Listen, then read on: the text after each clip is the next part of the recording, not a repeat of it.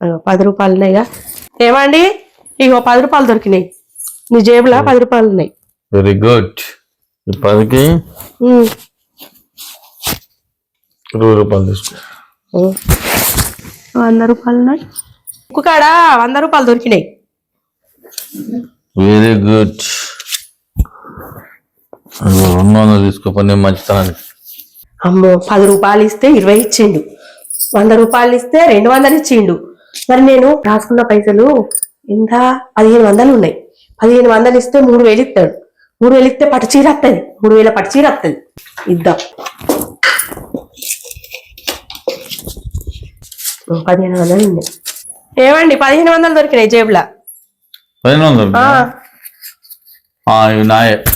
అనుకున్నదొక్కటి అయినది ఒక్కటి, బోల్తా కొట్టిందిలే బుల్బుల్.